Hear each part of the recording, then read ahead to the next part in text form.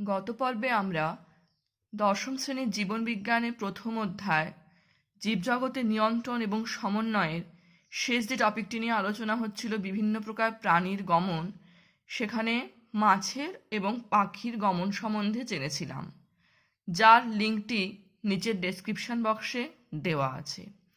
এই পর্বে আমরা এই অধ্যায়ের লাস্ট যে টপিকটি আছে মানুষের দ্বিপদ গমন, সেই সম্বন্ধে জানব। তার আগে একটু বলি, যারা আমার এই চ্যানেলটি সাবস্ক্রাইব করেছেন তাদেরকে অসংখ্য ধন্যবাদ। আপনাদের সাপোর্ট আমার এই চ্যানেলটিকে এগিয়ে নিয়ে যেতে সাহায্য করবে। আর যারা এখনও সাবস্ক্রাইব করেননি তাদের কাছে আশা রাখবো চ্যানেলটি সাবস্ক্রাইব করার জন্য। এবার আমি আমার আজকের টপিকে ফিরে আসছি।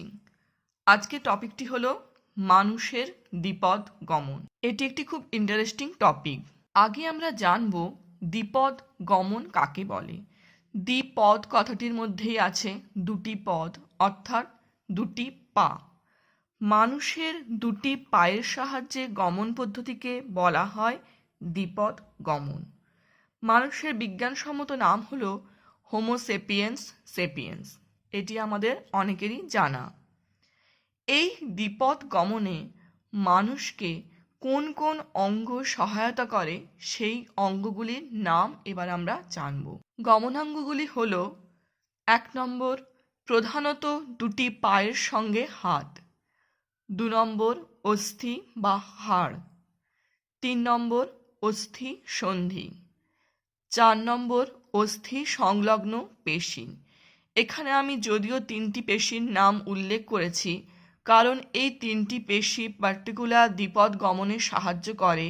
এছাড়াও আরও কিছু পেশি আছে যেগুলি দ্বিপদ গমনে সাহায্য করে, তার নাম আমরা টপিকটি পড়তে পড়তে জানতে পারব। কি কি পেশি 3টি আছে? গ্যাস্ট্রোকনেমিয়াস, এক্সটেনসর ডিজিটেরিয়াম এবং বাইসেপস ফিমোরিস। আর লাস্ট যে গমনাঙ্গটি আছে সেটি হলো লঘু মস্তিষ্ক এবং অন্তঃকর্ণে অবস্থিত অর্ধচন্দ্রাকার নালী ও অটোলিথ যন্ত্র। এবার আমরা জানব মানুষ কিভাবে গমন পদ্ধতিটি সম্পন্ন করে। এখানে দেখতে পাচ্ছি একটি চিত্র আছে মানুষের দ্বিপদ গমন কৌশল। এই চিত্রটির মাধ্যমে আমরা পুরো পদ্ধতিটি পড়ব। আমরা জানি মানুষ অভিকর্ষ বলের প্রভাবে পায়ের সাহায্যে স্থিরভাবে ভূপৃষ্ঠের ওপর দাঁড়িয়ে থাকতে পারে এবং প্রয়োজনে হাঁটাচলাও করতে পারে। স্থিরভাবে দাঁড়ানোর সময় মানুষের পা দুটি দেহের ভার বহন করে, কিন্তু হাঁটা বা চলার সময় এই ভার ভূমি সংলগ্ন পদ, অর্থাৎ পায়ের যে দুটি পাতা দেখতে পাচ্ছি এই পায়ের পাতার উপর ন্যস্ত হয়। হাঁটার সময় দেহের যে ঊর্ধ্বাংশ, সেই ঊর্ধ্বাংশের অর্থাৎ দেহকাণ্ডের অগ্রগতি হয় এবং নিম্নাংশ অর্থাৎ পা দুটি ভূমির উপর অবস্থান করে।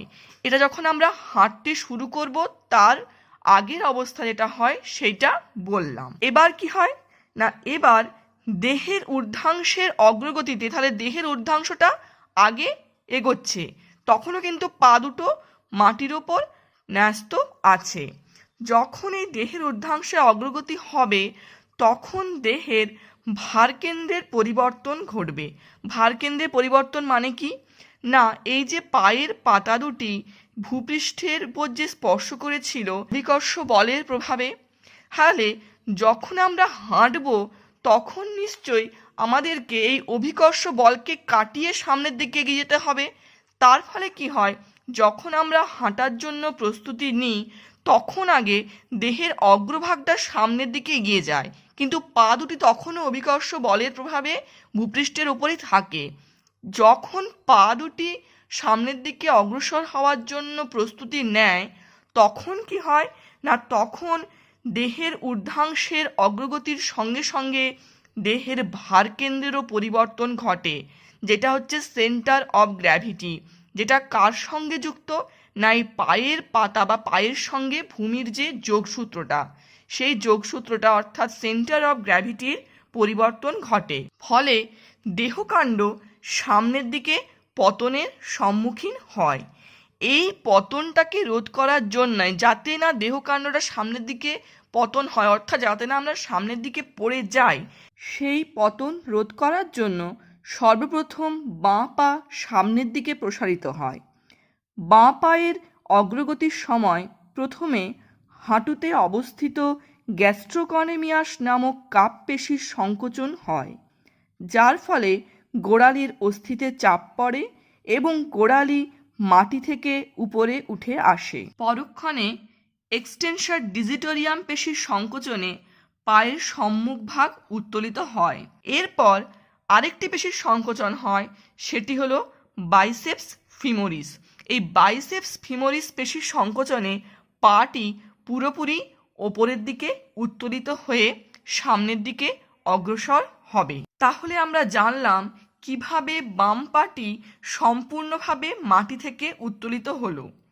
এবার কি হবে না, এই পাটি উত্তোলিত হওয়ার সঙ্গে সঙ্গে সামনের দিকে অগ্রসর হবে।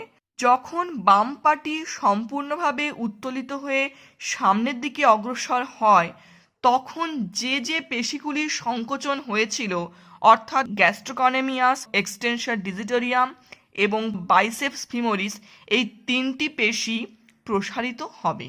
পেশি প্রসারণ এবং মাধ্যাকর্ষণজনিত আকর্ষণের ফলে এই বাম পাটি কী হবে, পুনরায় মাটিতে নেমে আসবে। পদ্ধতিটি পর্যায়ক্রমে একবার বাঁ পা আরেকবার ডান পায়ে চলতে থাকে, ফলে মানুষ সামনের দিকে অগ্রসর হয়। দৌড়ানোর সময় পদ্ধতিটি কি হয় না, দ্রুত গতিতে সম্পন্ন হয়। এই রকম গমনের সময় মানুষের হাত দুটিও পর্যায়ক্রমে সামনে সামনে এবং পেছনে সঞ্চালিত হতে থাকে। সাধারণত বাঁ পা যখন অগ্রসর হয় তখন ডান হাত, এবং ডান পা যখন অগ্রসর হয় তখন বাঁ হাত প্রসারিত হয়, ফলে দেহের ভারসাম্য বজায় থাকে। তাহলে আমরা কি জানলাম, যে বাঁ পা যখন এগোবে তখন ডান হাত এগোবে, যখন ডান পা এগোবে তখন বাঁ হাত এগোবে। এই যে চিত্রটি দেখতে পাচ্ছি, এই চিত্রটির মাধ্যমে মানুষটি কিভাবে সামনের দিকে এগিয়েছে সেটি বোঝানো হয়েছে। প্রথমে দেখতে পাচ্ছি বাম পা অগ্রসর হয়েছে, ডান হাত অগ্রসর হয়েছে। বাম পা অগ্রসর হওয়ার জন্য এখানে কিন্তু বাম পায়ে তিনটে পেশি আগে সংকুচিত হয়েছে, তবেই বাম পা উত্তোলিত হয়েছে, এবং সেই পেশিগুলি যখন প্রসারিত হয়েছে তখন বাম পাটি সামনের দিকে অগ্রসর হয়েছে। নেক্সট, ডান পা অগ্রসর হয়েছে, বাম হাত অগ্রসর হয়েছে। নেক্সট, আবার বাম পা অগ্রসর হয়েছে, ডান হাত অগ্রসর হয়েছে। আবার ডান পা অগ্রসর হয়েছে, বাম হাত অগ্রসর হয়েছে। এভাবেই মানুষ তার দ্বিপদ গমন প্রক্রিয়াটি সম্পন্ন করে। নেক্সট ছবিটিতে মানুষের গমনের সময় পদক্ষেপটি যেভাবে পড়ে তার চিত্রটি দেওয়া আছে। তাহলে আমরা মানুষের দ্বিপদ গমন কৌশলটি সম্বন্ধে জানলাম। এরপর দ্বিপদ গমন প্রক্রিয়াটিতে যে যে গমনাঙ্গগুলির সাহায্য করে সেই সেই গমনাঙ্গগুলির অবস্থান এবং কাজ সম্বন্ধে জানব। এবার আমরা মানুষের গমনে সচল অস্থিসন্ধির ভূমিকা সম্বন্ধে জানব। আগে জানব সচল সন্ধি কাকে বলে। দুটো অস্থির সংযোগস্থলকে আমরা জানি কি বলে, অস্থিসন্ধি। যেসব অস্থিসন্ধি নড়াচড়া করতে পারে তাদের বলা হয় সচল অস্থিসন্ধি। এই সচল অস্থিসন্ধি যে পর্দা দ্বারা আবৃত থাকে তাকে বলা হয় সাইনোভিয়াল পর্দা। এই চিত্রটির মাধ্যমে আমরা ব্যাপারটি আরো স্পষ্টভাবে বুঝতে পারবো। এটি হলো একটি সচল অস্থিসন্ধির চিত্র। এই অস্থিসন্ধিটি যে পর্দা দ্বারা বেষ্টিত আছে, এই যে বাইরে যে পর্দাটি, সেটি হলো সাইনোভিয়াল পর্দা। আমি এক্ষুনি এখানে বললাম যে অস্থিসন্ধি যে পর্দা দ্বারা বেষ্টিত থাকে তাকে সাইনোভিয়াল পর্দা বলা হয়। এই অস্থির মাঝখানে দেখতে পাচ্ছি একটি গহ্বর আছে, দুটি অস্থির মাঝখানে একটি গহ্বর আছে, এটি হলো সাইনোভিয়াল গহ্বর। এই সাইনোভিয়াল গহ্বরের মধ্যে যে তরলটি থাকে তাকে বলা হয় সাইনোভিয়াল তরল। এই সাইনোভিয়াল তরল কি করে না, এই তরল সংযুক্ত দুটো যে অস্থি আছে এই অস্থি দুটিকে ঘর্ষণজনিত আঘাত থেকে রক্ষা করে। অস্থি সন্ধিগুলি লিগামেন্ট নামক এক প্রকার বন্ধনীর দ্বারা আবদ্ধ থাকে। এবং টেন্ডন অস্থি দুটিকে পেশির সঙ্গে সংযুক্ত রাখে। তাহলে অস্থিসন্ধির আমরা মূল 4টি বৈশিষ্ট্য লিখলাম। একটি হলো সাইনোভিয়াল পর্দা, সাইনোভিয়াল তরল, লিগামেন্ট এবং টেন্ডন। এই লিগামেন্ট এবং টেন্ডন কখনো কখনো শর্ট কোশ্চেন হিসেবে আসতে পারে। এবার আমরা সচল সন্ধির প্রকারভেদ এবং দ্বিপদ গমনে তাদের কী ভূমিকা সেটি জানব। সচল সন্ধির 2টি প্রকারভেদ আছে। একটি হলো কবজা সন্ধি এবং অপরটি হলো বল ও সকেট সন্ধি। কবজা সন্ধির 3টি উদাহরণ। হাঁটু সন্ধি কি কাজ করে দ্বিপদ গমনে? না পায়ের একদিকে ভাঁজ হওয়াতে সাহায্য করে। নেক্সট গোড়ালি সন্ধি পদতলের উত্তোলন ও পুনরায় স্থাপনে সাহায্য করে। এবং 3 নম্বর কনুই সন্ধি, এটি কি করে? দ্বিপদ গমনের সময় দেহের ভারসাম্য রক্ষা করে এবং সামনের দিকে এগিয়ে যেতে সাহায্য করে। নেক্সট প্রকারভেদটি হলো বল ও সকেট সন্ধি। এর 2টি উদাহরণ। একটি হলো উরু সন্ধি এবং অপরটি হলো স্কন্ধ সন্ধি। উরু সন্ধি কি কাজ করে? পা দুটিকে গমনের সময় যে কোনো দিকে সঞ্চালিত হতে সাহায্য করে। আর স্কন্ধ সন্ধি বা কাঁধে যে সন্ধিটা থাকে সেটি কি কাজ করে? কনুই সন্ধির অনুরূপ কাজ করে, অর্থাৎ দেহের ভারসাম্য রক্ষা করে এবং সামনের দিকে এগিয়ে যেতে সাহায্য করে। এই হলো বল এবং সকেট সন্ধি ও কবজা সন্ধির 2টি চিত্র। মানুষের দ্বিপদ গমনে আমরা সচল অস্থিসন্ধির নাম এবং তাদের ভূমিকা সম্বন্ধে জানলাম। এবার জানব অস্থি সংলগ্ন পেশি অর্থাৎ কঙ্কাল সংলগ্ন পেশির নাম, তার কাজ এবং দ্বিপদ গমনে কোন কোন অংশগুলি সাহায্য করে।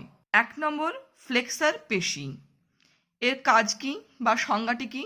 না 2টি অস্থিকে ভাঁজ হতে বা কাছাকাছি আসতে সহায়তা করে। পেশির এই প্রক্রিয়াটাকে বলা হয় ফ্লেকশন। পেশিটির নাম ফ্লেক্সার এবং প্রক্রিয়াটির নাম হলো ফ্লেকশন। উদাহরণগুলি কি কি?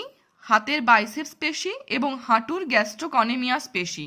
দ্বিপদ গমন কৌশল পড়ানোর সময় বলেছিলাম যে এই গ্যাস্ট্রোকনেমিয়াস পেশির সংকোচনের ফলেই কি হয়? না পাটা ভাঁজ হয়ে মাটি থেকে ওপরে উঠে আসে, অর্থাৎ এই পেশিটির সংকোচন হলেই গোড়ালির অস্থিতে চাপ পড়ে এবং পাটি ভাঁজ হয়ে মাটি থেকে উপরে উঠে আসে। নেক্সট কঙ্কাল সংলগ্ন পেশিটি হলো এক্সটেনশন পেশি। এই ধরনের পেশি কি করে? অঙ্গকে প্রসারিত করে বা ছড়িয়ে দেয়। এই প্রক্রিয়াটির নাম কি? এক্সটেনশন। উদাহরণ কি হবে? হাতের ট্রাইসেপস পেশি এবং পায়ের গ্লুটিয়াস ম্যাক্সিমাস। এই গ্লুটিয়াস ম্যাক্সিমাস পেশির সংকোচনে পাটি সামনের দিকে এগিয়ে যায়। 3 নম্বর পেশিটি হলো অ্যাবডাক্টর পেশি। এই পেশি দেহাক্ষ থেকে দেহাঙ্গগুলিকে দূরে সরিয়ে নিয়ে যায়। ঠিক পিটির সময় যেভাবে আমরা হাতগুলিকে প্রসারিত করি সেটি কিন্তু অ্যাবডাক্টর পেশির মাধ্যমেই করি। প্রক্রিয়াটিকে বলা হয় অ্যাবডাকশন। কোন কোন পেশির উদাহরণ হবে? না হাতের ডেল্টয়েড পেশি এবং পায়ের অ্যাবডাক্টর পেশি। এই 2টি পেশির সংকোচনে সংশ্লিষ্ট অঙ্গগুলি কি হয়? দেহ অক্ষ থেকে দূরে সরে যায়। নেক্সট 4 নম্বর যে পেশিটি আছে সেটি হলো অ্যাডাক্টর পেশি। এই পেশির কাজ কি? কোনো অঙ্গকে দেহাক্ষের দিকে টেনে আনা। প্রক্রিয়াটি হলো অ্যাডাকশন। হাতের ল্যাটিসিমাস ডরসি হলো এর উদাহরণ এবং পায়ে কি আছে? না অ্যাডাক্টর লাঙ্গাস পেশি। এই 2টি পেশির সংকোচনে হাত এবং পা দেহাক্ষের কাছে আসে। লাস্ট পেশিটি হলো রোটেটর পেশি। এই পেশি কোনো অঙ্গকে প্রধান দেহাক্ষের চারপাশে আবর্তিত করতে বা রোটেট করতে সাহায্য করে। প্রক্রিয়াটির নাম হলো রোটেশন। উদাহরণ কি? পাইরিফর্মিস পেশি। এটি কি করে? না ফিমারকে আবর্তিত করতে সাহায্য করে। লাস্ট মানুষের দ্বিপদ গমনে যে 2টি অংশ অত্যন্ত গুরুত্বপূর্ণ ভূমিকা পালন করে সে 2টি অংশ হলো একটি লঘু মস্তিষ্ক এবং অপরটি হলো অন্তঃকর্ণ। প্রথমে অন্তঃকর্ণের ভূমিকাটি জানব। আমরা জানি মানুষের কানের 3টি অংশ, বহিঃকর্ণ, মধ্যকর্ণ এবং অন্তঃকর্ণ। এর মধ্যে অন্তঃকর্ণ অংশটি মানুষের দ্বিপদ গমনে গুরুত্বপূর্ণ ভূমিকা পালন করে। কিভাবে কাজ করে দেখি। অন্তঃকর্ণের ভেস্টিবিউলে এবং অন্তঃকর্ণে অবস্থিত অর্ধচন্দ্রাকার নালীর অ্যাম্পুলাতে কিছু সংবেদনশীল কোষ থাকে। সংবেদনশীল কথাটির অর্থ আমরা প্রথমেই পড়েছি, যেগুলি সংবেদনশীলতায় অর্থাৎ উদ্দীপনায় সাড়া দিতে পারে। এই রকম কিছু কোষ থাকে। এখানকার যে এন্ডোলিম্ফ থাকে অর্থাৎ যে লিকুইডটা থাকে সেই লিকুইডে অটোলিথ কণিকা ভাসমান অবস্থায় থাকে। যখন দেহভঙ্গিমার পরিবর্তন হয় তখন কি হয়, অটোলিথের মাধ্যমে সংবেদনশীল এই কোষগুলি উদ্দীপিত হয়। তাহলে যখন একজন ব্যক্তি গমনের জন্য অগ্রসর হবে অর্থাৎ তার দেহভঙ্গিমার পরিবর্তন হবে তখন কি হবে না, এই অটোলিথ যে কণিকাগুলো এই অটোলিথ কণিকার মাধ্যমে এই সংবেদনশীল কোষগুলো উদ্দীপিত হবে এবং সেই উদ্দীপনাটি তারপর কি হয় না, এতটা পর্যন্ত হলো অন্তঃকর্ণের ভূমিকা। এরপর যে ভূমিকাটি আসছে সেটি হচ্ছে লঘু মস্তিষ্কের। এখানে অন্তঃকর্ণ এবং লঘু মস্তিষ্ক পরস্পরের সঙ্গে যোগসূত্র স্থাপন করে আছে। তাহলে অন্তঃকর্ণের লাস্ট পয়েন্টটি ছিল যে অটোলিথের মাধ্যমে সংবেদন কোষগুলি উদ্দীপিত হলো। কখন না, যখন দেহভঙ্গিমাটি পরিবর্তিত হয় তখন। এরপর কি হয়, উদ্দীপনাটি অডিটরি স্নায়ুর মাধ্যমে লঘু মস্তিষ্কে পৌঁছায়। আমরা জানি কানে অডিটরি স্নায়ু থাকে যেটি মস্তিষ্কের সঙ্গে যোগসূত্র স্থাপন করে। নেক্সট কি হবে, লঘু মস্তিষ্ক থেকে উদ্দীপনা গুরু মস্তিষ্কে পৌঁছলে দেহের ভারসাম্য বজায় থাকে। লঘু মস্তিষ্কের কাজে আমরা পড়েছিলাম যে লঘু মস্তিষ্ক দেহের ভারসাম্য বজায় রাখতে পারে। লাস্ট কি হবে না, লঘু মস্তিষ্ক গুরু মস্তিষ্ক থেকে বার্তা সংগ্রহ করে হাত ও পায়ের চলনের সমন্বয় সাধন করে। তাহলে আমরা দেখতে পাচ্ছি যে হাত ও পায়ের সঞ্চালনের জন্য মস্তিষ্কের ভূমিকা কতটা গুরুত্বপূর্ণ। দশম শ্রেণীর জীবনবিজ্ঞানের প্রথম অধ্যায়টি ছিল জীবজগতের নিয়ন্ত্রণ এবং সমন্বয়, যে অধ্যায়টি আজ শেষ হলো। সেই অধ্যায়ের মধ্যে দুটি শব্দ প্রথম দিন বলেছিলাম, উদ্দীপক এবং সংবেদনশীলতা। আজও কিন্তু আমরা যে চ্যাপ্টারটি শেষ করলাম এখানেও এসেও কিন্তু আমরা সেই সংবেদনশীলতাতে এসেই শেষ করলাম এবং দেখলাম হরমোন, স্নায়ুতন্ত্র প্রত্যেকেই কিভাবে সংবেদনশীলতায় সাহায্য করে। এই পর্বটি ভালো লাগলে অবশ্যই ভিডিওটিতে একটি লাইক করবেন এবং শেয়ার করবেন। পরের পর্বে গমনের প্রশ্নাবলীগুলি আলোচনা করা হবে। ধন্যবাদ।